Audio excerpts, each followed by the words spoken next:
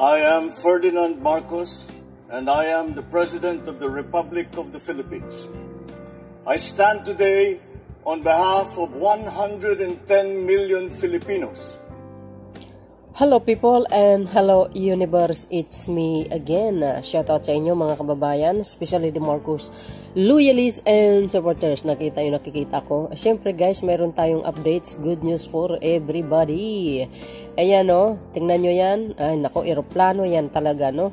So anyway, ano man yan guys, babasahin po natin ano. Sabi ni Philippine Air Force mga kababayan, new fact, C-130 aircraft arrives at Clark Air Base. Wow, congratulations! Nako. The Philippines Air Force welcome its a new C-130H tactical transport aircraft with a water cannon. Wow. Salute as it landed at the Clark Air Base, Mabalacat City, Pampanga on February 16, 2024. The aircraft was ferried from Waco, Texas to the Philippines by U.S. Air Crew. Nako, dineliver ng mga U.S. Air Crew sa Pilipinas, mga bes ha. Actually, ano to tatlo ito. Kaso lang, yung isa yata nag-crash, no? So, bali dalawa na yan. Maganda yan. Maraming maikarga yan sa mga, pag mayroong mga dilubyo, no? Mga, aircraft yan, magdadala ng mga relief goods, no?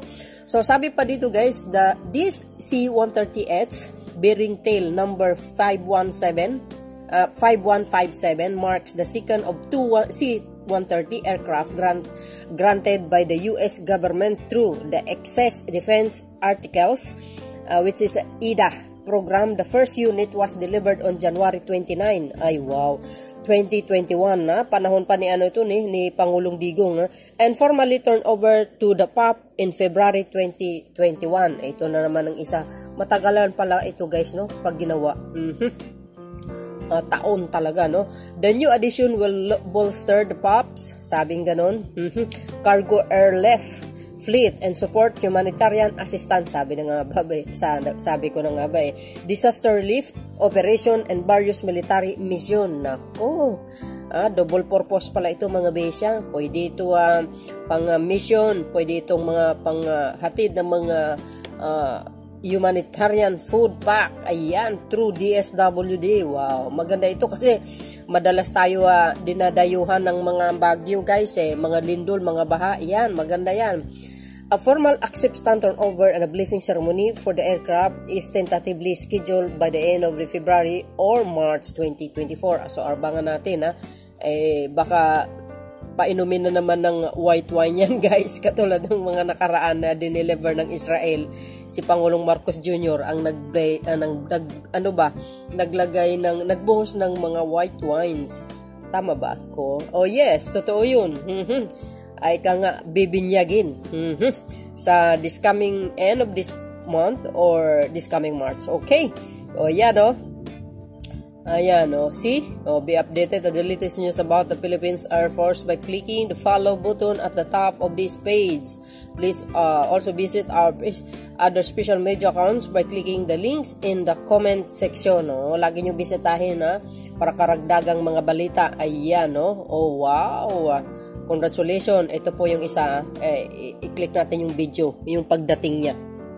Ay, so nakita nyo yan, nakikita ko. Ay wow, ayan na siya Wow, congratulations sa EFP. At siyempre sa bansang Pilipinas, of course. Diba? Malay nyo, madadagdagan pa ng 4 yan. Diba? Wow, ang galing. Bagong-bago mga besa. Yan, congratulations sa taong bayan. Pera po natin lahat yan. Yan see? Wow. Diba good news yan para sa lahat? Diba congratulations sa atin lahat? So anyway, another good news for everybody. Ayan. Eka nga, another good news updates para po sa lahat. Ito na.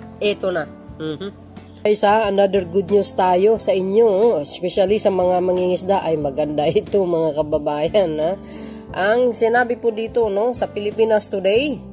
Ayan guys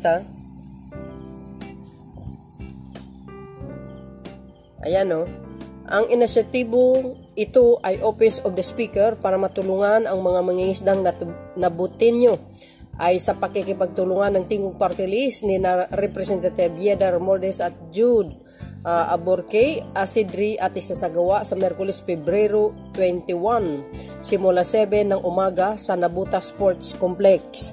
Sa mga taga Nabutas, ito para sa inyo mga kababayan, ihanda nyo na yung sarili nyo. And this is good news para sa mga mangingisda, sa mga taga Nabutas. Ayan na. Bakit? Ito. Ayan 1,000 mangingisda tatanggap ng cash aid sa pag-i-endorso ng tanggapan ni House Speaker Martin Romualdez na mamamahagi ang DSWD ng tulong pinansyal para sa 1,000 mangingisda sa Nabutas sa ilalim ng Assistance to Individuals in Crisis Situation Program.